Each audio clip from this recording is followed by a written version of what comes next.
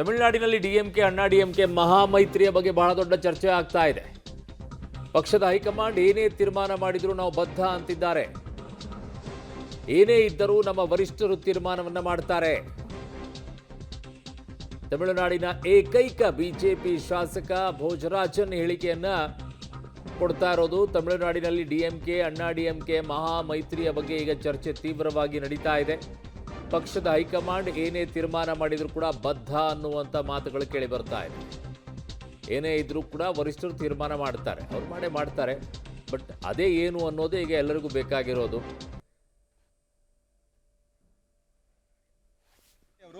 ADMK ಅವರು ಅಧಿಕಾರ ರಚನೆ ಮಾಡ್ತಾರೆ ಅನ್ನೋ ಹೇಳಿಕೆ ತಮಿಳ್ ಕನ್ನಡ ಸ್ಟೇಟ್ಮೆಂಟ್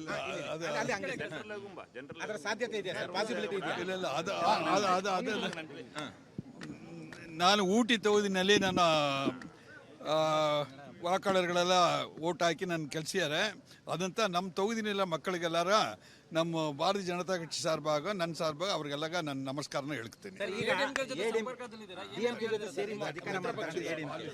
ತಮ್ಮಿದರ ಹೇಳಿಕೆ ಕೊಟ್ಟವರು ದಟ್ ಇಸ್ ಪಾಲಿಸಿ. ನಿಮ್ಮ ನಿರ್ಧಾರ ಏನು? ಎಲ್ಲ ನಮ್ಮ ಹೆಡ್ ಕ್ವಾರ್ಟರ್ಸ್ ಅವರು ಡಿಸೈಡ್ ಮಾಡ್ತಾರೆ. ಎಲ್ಲ ನಮ್ಮ ಹೆಡ್ ಕ್ವಾರ್ಟರ್ಸ್ ಇಲ್ಲ ಎಲ್ಲ ಹೈಕಮಾಂಡ್ ಡಿಸೈಡ್ ಮಾಡ್ತಾರೆ. ಎಲ್ಲ ಹೈಕಮಾಂಡ್ ಡಿಸೈಡ್ ಮಾಡ್ತಾರೆ. ಇರೋದು ಒಂದು ಸೀಟು, ಏನು ಹೈಕಮಾಂಡ್ ಡಿಸೈಡ್ ಮಾಡೋದು? ಮಣ್ಣಲ್ಲಿ ಒಂದು ಸೀಟ್ ಇಟ್ಕೊಂಡ್ಬಿಟ್ಟು ಇವರು ಹೈಕಮಾಂಡ್ ಡಿಸೈಡ್ ಮಾಡತ್ತಂತೆ. ಒಳ್ಳೆ ಕಾಮಿಡಿ ಆಗೋಯ್ತಪ್ಪ ಬಿ ಜೆ ಪಿ ಅವ್ರದ್ದು ತಮಿಳ್ನಾಡಲ್ಲಿ. ಆ ಕಡೆ ಕಾಂಗ್ರೆಸ್ನವ್ರು ಅಷ್ಟೇ, ಇರೋದು 5 ಸೀಟು. ಅವರು ಫುಲ್ಲು ಏನು ಆರ್ಭಟ ಮಾಡಿದ್ದೇ ಮಾಡಿದ್ದು.